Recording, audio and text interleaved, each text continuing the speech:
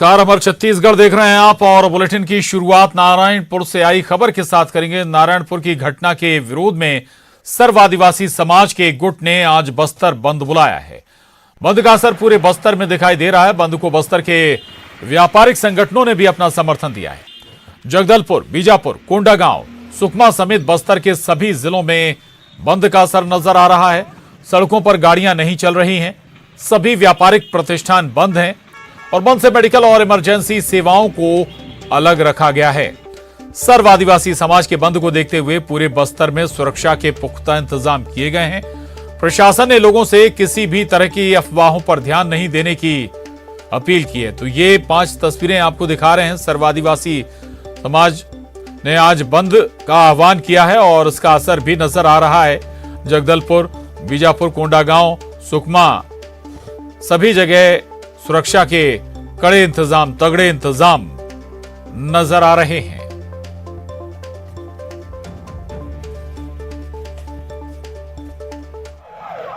नारायणपुर के घटना के बाद बीजापुर जिला पूरी तरीके से बंद का जो ऐलान है सर्व आदिवासी समाज ने कर दिया था। आह्वान करने के बाद जिस तरीके से व्यापारी समाज है पूरी तरीके से समर्थन देते हुए पूरी तरीके से व्यापारी की जितनी भी दुकानें वो सारी दुकानें प्रतिष्ठित बंद है। इस वक्त मैं जहां मौजूद हूं जिला मुख्यालय के हृदय स्थल पर मौजूद हूं। आप मेरे दाहिने ओर देखेंगे कुछ लोग भी मौजूद हैं और यहाँ पे एक शॉप है। तो शॉप में ताला लगा हुआ है, आप देख सकते हैं। और मैं जहाँ मौजूद हूँ ये आत्मानंद स्कूल से ठीक NH 63 पर मौजूद हूँ मैं। आप मेरे पीछे आप देखेंगे और भी शॉप यहाँ से लंबी जो कतारें लगती थी वो पूरी तमाम तरीके की जो शॉप है वो पूरी तरीके से बंद है। मेरे बायने और देखेंगे जिस तरीके से जो आवागमन भी होता था, जो हलचलें जो मार्केट में देखी जाती थी वो हलचलें में कहीं ना कहीं कमी आई है। और लगातार जिस तरीके से हिंसा नारायणपुर में देखा गया उसको लेके आदिवासी समाज ने एक ऐलान किया था, बंद का ऐलान किया था। इस बंद के ऐलान में पूरी तरीके से जो अन्य समाज के वर्ग के जो लोग हैं, महार समाज की अगर बात की जाए या फिर व्यापारी जो संगठन है उसकी बात की जाए, उन्होंने भी काफ़ी तौर पे समर्थन जो सर्ववादी समाज को दिया है। समर्थन देने के बाद बीजापुर में क्या हालात और स्थितियां बने हैं हम आपको दिखाने की कोशिश करेंगे। आप मेरे पीछे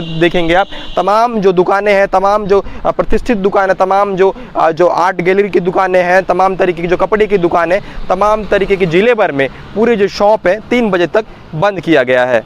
भरत दुर्गम, न्यूज़ 18, बीजापुर। 7 सूत्री मांग को लेकर सर्व आदिवासी समाज ने आज बंद का ऐलान किया है और आज जिला मुख्यालय में व्यापारिक प्रतिष्ठानें पूरी तरह से बंद है यहाँ पर। और सुबह से जो है होटल से लेकर जो है बड़ी बड़ी दुकानें भी बंद है। और ये बंद का सिलसिला जिला मुख्यालय के साथ साथ में संपूर्ण जिले में बंद का जो है ऐलान किया गया है। बंद का व्यापक असर देखने को मिला है। इसके साथ ही नारायणपुर की जो घटना को देखते हुए यहाँ पर भारी मात्रा में सुरक्षा बल के जवानों को तैनात किया गया है ताकि किसी प्रकार की कोई अनहोनी ना हो। जिसके चलते जो है छप्पे पर सुरक्षा बल के जवानों को तैनात किया गया है। और इसके साथ ही साथ आज सर्व आदिवासी समाज की बहुत बड़ी यहाँ पर सभा है और सभा में 7 बिंदु जो है आदिवासी समाज की ओर से रखे गए हैं, जिसमें जो है प्रमुख बिंदु है पेशा कानून, जिसका उल्लंघन हो रहा है कहीं ना कहीं, उसको लेकर भी जो है सर्व आदिवासी समाज ने मुख्य रूप से उस बिंदु को रखा है। सतीश चांडक। तो सर्व आदिवासी समाज ने आज बस्तर बंद बुलाया है और इसका असर भी नजर आ रहा है। आपको याद दिला दें कि धर्मांतरण को लेकर 2 पक्ष आमने सामने आए थे, जमकर बवाल भी हुआ था और उसमें कई लोग घायल हुए थे, जिनमें कई पुलिसकर्मी, पुलिस अफसर भी थे। और अब सर्व आदिवासी समाज का ये आरोप कि उसे बदनाम करने की कोशिश हो रही है और उसके बाद सर्व आदिवासी समाज ने आज बंद का आह्वान किया था, जिसे व्यापारियों का समर्थन भी हासिल है। हालांकि इमरजेंसी सेवाएं और मेडिकल सेवाएं इस बंद से अलग रखी गई हैं, दूर रखी गई हैं, ताकि किसी भी तरह की आपात स्थिति की सेवाओं को बाधा ना पहुंचे या मेडिकल सर्विसेज सुचारू चलती रहें। और इस बंद के आह्वान के बाद पुलिस प्रशासन भी मुस्तैद है। जगह जगह सुरक्षा कर्मियों को डिप्लॉय किया गया है। तो सर्व आदिवासी समाज के गुट का ये बंद है। बंद का बस्तर में खासा असर भी नजर आ रहा है। आपको ये भी बता दें कि व्यापारिक संगठनों ने भी इस बंद को समर्थन दिया है। कोंडागांव में जवानों ने फ्लैग मार्च भी किया। मेडिकल और इमरजेंसी सेवाएं चालू रहेंगी।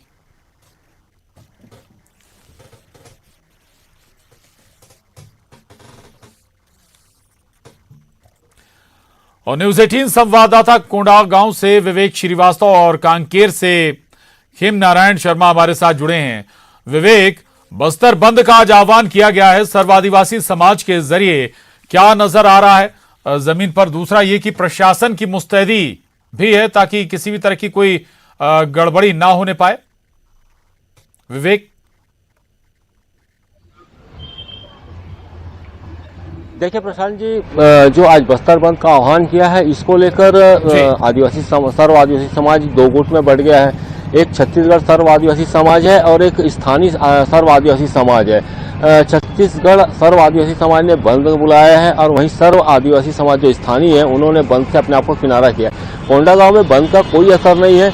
आप देख सकते हैं कि पूरी दुकानें, मेरे पीछे में जो दुकानें हैं वो पूरी खुली हुई हैं। जनजीवन पूरी तरीके से सामान्य है। यहाँ पर लोगों ने, सर्व आदिवासी समाज ने कहा है कि ये जो धर्मांतरण का मामला है, नारायणपुर का मामला है, इस पर कोई राजनीति ना हो, इसे हम अपने शांतिप्रिय तरीके से इसको निपटाएंगे और बंद से हम अपने आप को दूर करते हैं। प्रशांत जी, एक चीज़ और बता दूं कि ये आज जो 5 जनवरी का जो बंद का था, दरअसल ये सर्व आदिवासी समाज ने अपने 7 सूत्री मांगों को लेकर बंद का आह्वान किया था।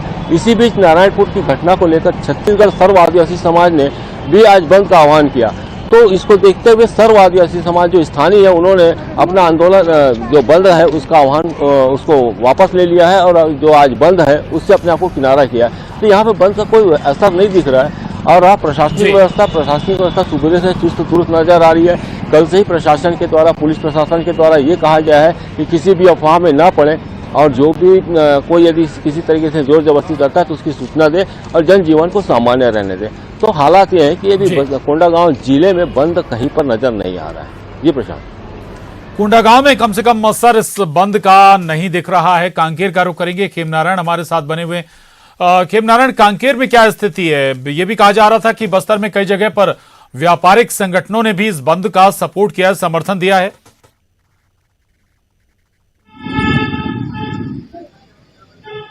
जी प्रशांत, सर्व आदिवासी समाज का बस्तर बंद का आह्वान के बाद जो है कांकेर जिले के जो चेंबर ऑफ कॉमर्स के जो पदाधिकारी हैं उन्होंने आज 11 बजे से 3 बजे तक जो है बंद रखने का जो है समर्थन जो है दिया है। और यहाँ पर अधिकांश जो है कांकेर का जो जिला मुख्यालय जो है पूरी तरीके से बंद है और बंद का काफी असर यहाँ पर दिखाई दे रहा है। हालांकि सर्व आदिवासी समाज के बंद का आह्वान किया गया था, लेकिन यहाँ पर एक गुट और भी घूमता हुआ नजर आया जो कि भाजपा का जनजातीय संगठन है, जो बंद करने के लिए दुकानदारों से अपील करते हुए भी यहाँ पर नजर आया। वहीं नारायणपुर जिले के जिस प्रकार से जो घटना घटी थी उसको देखते हुए यहाँ कांकेर जो पुलिस प्रशासन है उसने सुरक्षा के पुख्ता इंतजाम किए हैं और उन्होंने शहर के मुख्य मार्ग पर फ्लैग मार्च भी निकाला था। जी बिल्कुल, आप बता रहे हैं कि इसमें सियासत भी इन्वॉल्व हो गई है। खेमनारायण, सियासी दलों की भूमिका भी है क्या खेमनारायण? कल तक जो शाम को जिस प्रकार से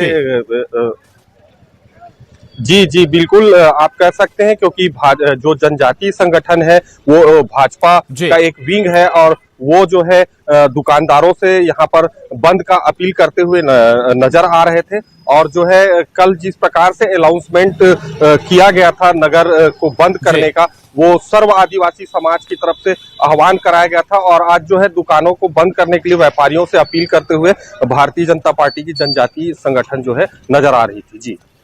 जी विवेक हमारे साथ बने हुए। विवेक, बता रहे थे कि कोंडागांव में बहुत ज्यादा असर नजर नहीं आ रहा है, बाजार सामान्य तौर पर खुले हैं, आवाजाही सामान्य तौर पर चल रही। वजह क्या है? 2 गुट सक्रिय हैं इस मामले में, एक बंद चाहता है, एक बंद नहीं चाहता, ये एक वजह है या कुछ और इसके अलावा भी कारण? विवेक,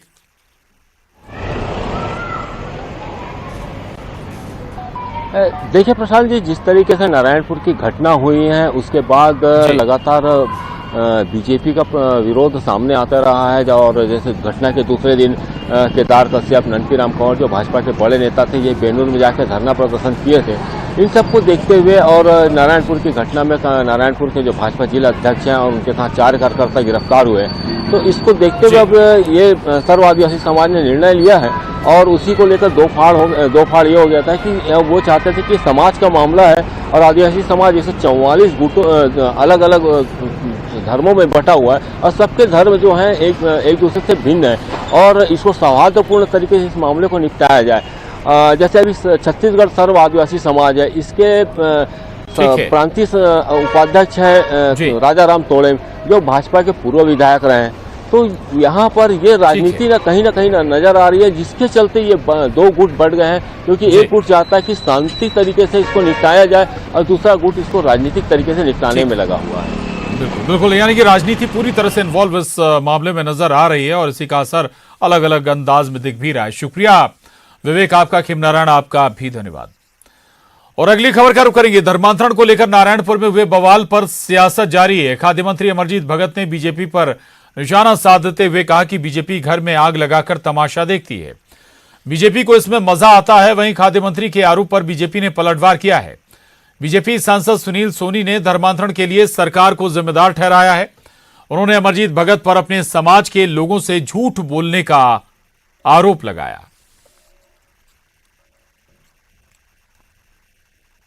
जनता पार्टी के पास कोई मुद्दा है नहीं, केवल कहीं भी शांति भंग करके राजनीति करने का कोशिश है।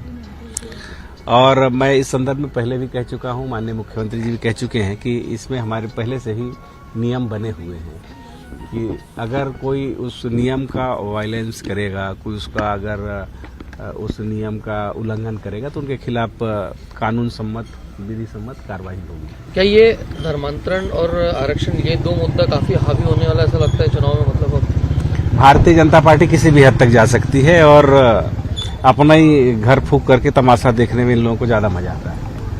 कांग्रेस पार्टी ने जो है ये भ्रम फैलाकर और जिस प्रकार का उपद्रव पर्दे के पीछे कर रहे हैं, धर्मांतरण को बढ़ाने का जो काम कर रहे हैं, तो जिनके खिलाफ में धर्मांतरण करने का आरोप लगाते हैं वो आज खुले घूम रहे हैं और जो आरोप लगाने वाले लोग हैं उनको जेल में डाल रहे हैं। तो घर को कौन जला रहा है? अपने मन में भगत जी हाथ रख के सोचे और फिर उसके बाद में बोले, अपने हाथ रखिए ना अपनी आत्मा के अंदर में कि इसको भी आप झूठ बोल रहे हैं। जिस समाज का आप नेतृत्व कर रहे हैं उन समाज के भाई बहनों के ऊपर में प्रहार हो रहा है। और दिल्ली में राजपथ पर 26 जनवरी को इस बार छत्तीसगढ़ की झांकी नहीं दिखेगी। ब्लेड मिशन पर बनी झांकी का प्रदर्शन राजपथ पर नहीं हो पाएगा। छत्तीसगढ़ की झांकी का चयन नहीं होने पर संस्कृति मंत्री अमरजीत भगत ने साजिश बताया है इसे। बीजेपी ने इसे लेकर राज्य सरकार पर निशाना साधा है। बीजेपी सांसद सुनील सोनी ने कहा कि राज्य की धरोहर और संस्कृति को बताने के लिए बहुत से विषय थे, लेकिन मिलेट मिशन पर झांकी बनाई गई जो पूरे देश में प्रचलित है। कांग्रेस नेताओं और मंत्रियों को हर मामले में केंद्र पर आरोप लगाने की आदत हो गई है।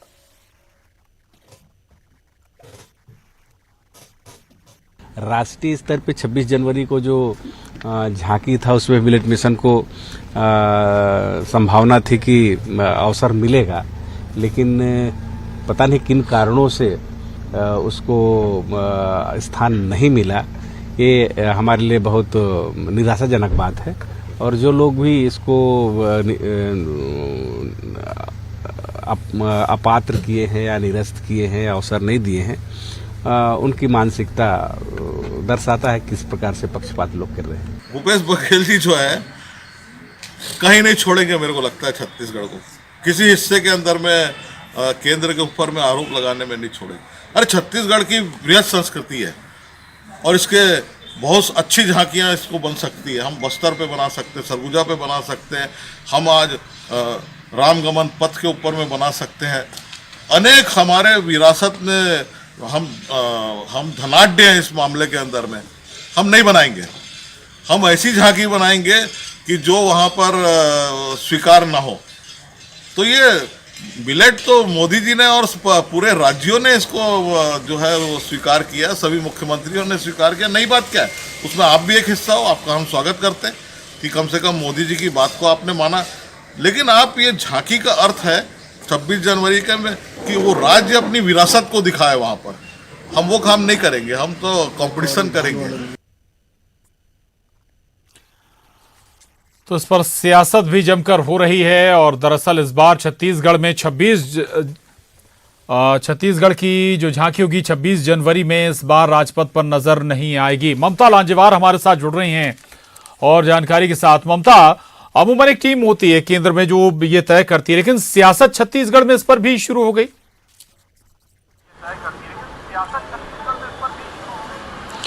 हाँ बिल्कुल, देखिए राजपथ में जो है वो छत्तीसगढ़ की झांकी को इस बार शामिल नहीं किया गया है। मिलेट मिशन पर झांकी बनाई गई थी और सेंट्रल जोन में शामिल है छत्तीसगढ़। एक जोन में 2 राज्यों का चयन होना था, लेकिन छत्तीसगढ़ को जब शामिल नहीं किया गया तो इसी को लेकर अब सियासत शुरू हो गई है।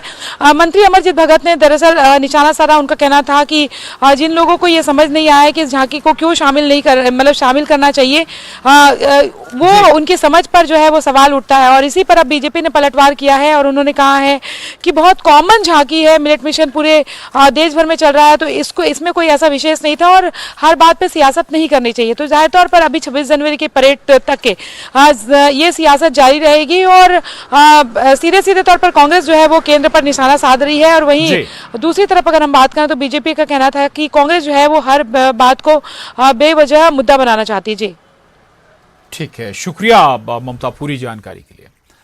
और अगली खबर का रुख करेंगे। बेमौसम बारिश को देखते हुए खरीदी केंद्रों में धान के भीगने की संभावना बढ़ गई है। खाद्य मंत्री अमरजीत भगत ने कहा है कि सभी खरीदी केंद्रों पर धान को भीगने से बचाने के निर्देश दिए गए हैं। अमरजीत भगत ने कहा कि अभी तक कहीं से भी धान भीगने की खबर नहीं आई है।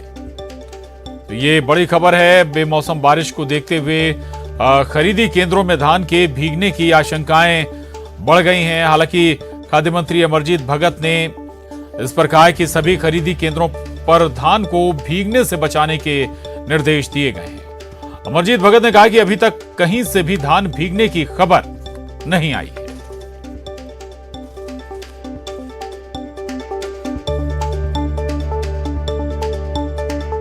जो रिपोर्ट ले रहा हूं उसमें कहीं से भी ऐसा खबर नहीं आया है धान भीगने का।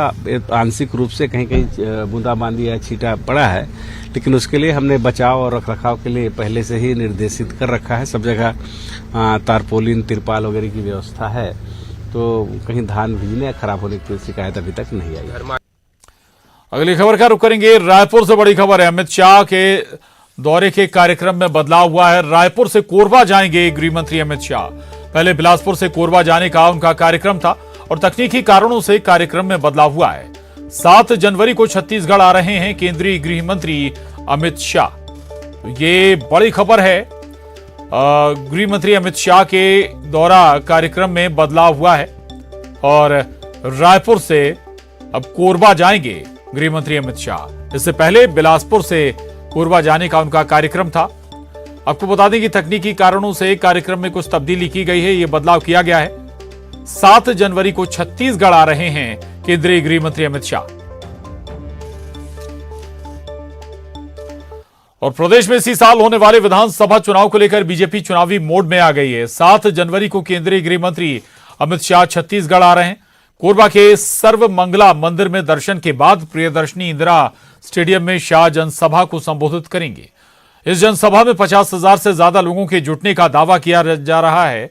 शाह के दौरे को लेकर सियासत भी तेज हो गई है। कांग्रेस ने कहा कि उनके आने से कोई फर्क नहीं पड़ेगा, यहां बीजेपी पहले से ही कमजोर है।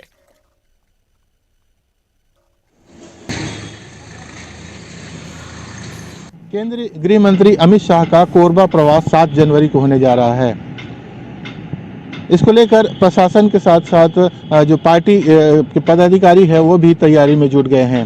अमित शाह कोरबा पहुंचेंगे, उसके बाद वो सर्वमंगला मंदिर में पूजा अर्चना करने के बाद वो सीधे इस इंदिरा स्टेडियम के में पहुंचेंगे, जहां पर ये आम सभा को संबोधित करेंगे।